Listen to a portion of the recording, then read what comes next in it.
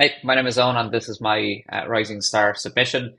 Right now, I'm currently working for Gong as a lead sales engineer. I've been doing pre-sales for about 5 years or so, and I'm just going to start off for this looking at my some of my accomplishments to date.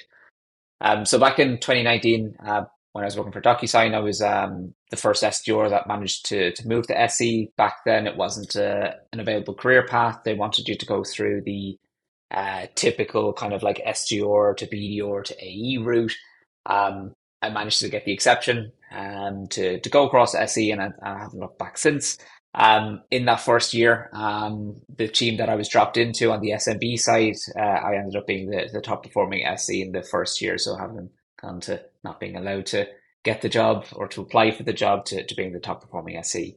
The year later, or kind of like towards the end of that year, I managed to achieve President's Club with DocuSign, and then I was actually the top performing SE for the entire EMEA organization. So I think there was about 50 or so people altogether in the EMEA Solutions organization.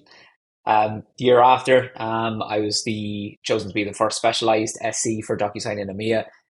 This is our kind of like soft launch into a specific vertical and having SEs assigned to specialized account executives as well. So I was selected to lead the financial services side of the SE org.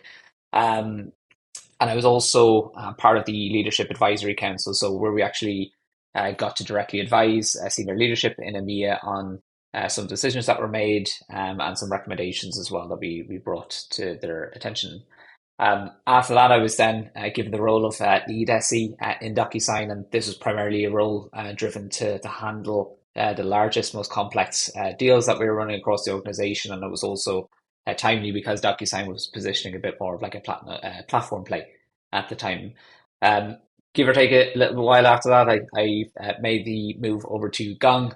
And within my first year so far in Gong, I've just achieved President's Club, and I was the top performing SC globally for the last fiscal year.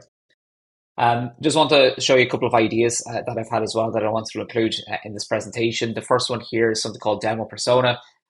So I created this Chrome extension purely out of frustration running live demonstrations and the lack of a tool that provided visual aids as you were going through a demonstration. So instead of just relying on speech or the script for a demo, I wanted to clearly signpost who I was talking about, who's the persona, what's the profile that I want to deliver this message for.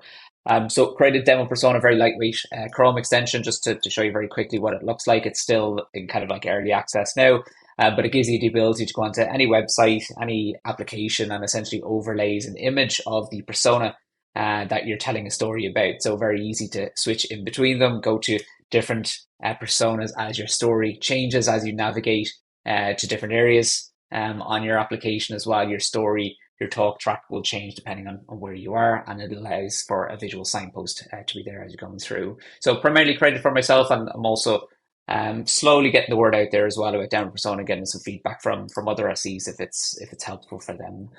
And then the last idea that I've had as well is something around SE sentiment or like a kind of lightweight SE forecasting. And this is essentially adding in a layer or giving the SE leadership team a voice in the room for forecast goals. So essentially, the SE adds their perspective on an opportunity for whatever they own, primarily on the tech side. What's my opinion on it? Do I think this has a high chance of coming in, a good deal, or is this a bad deal? It's a poor fit. It's not a ICP, etc. What these graphs are showing here is some of the results that we managed to achieve and document from it as well in a short time of implementing it. And what the top graph is actually telling us is that when an SE marks a deal as high, so a good chance of coming in, we're actually just under 90% accurate on that. And when we say a deal is quite poor, we're about 94 and nearly 95% accurate there as well. So it's a perspective that carries a lot of weight. And it's also encouraging SEs as well to keep their deal hygiene up to date as well. Any kind of updates that need to be made or as a sentiment changes to keep that up to date as the deal progresses through. So there's a couple of quick bits that I wanted to add in, but thanks a million for watching.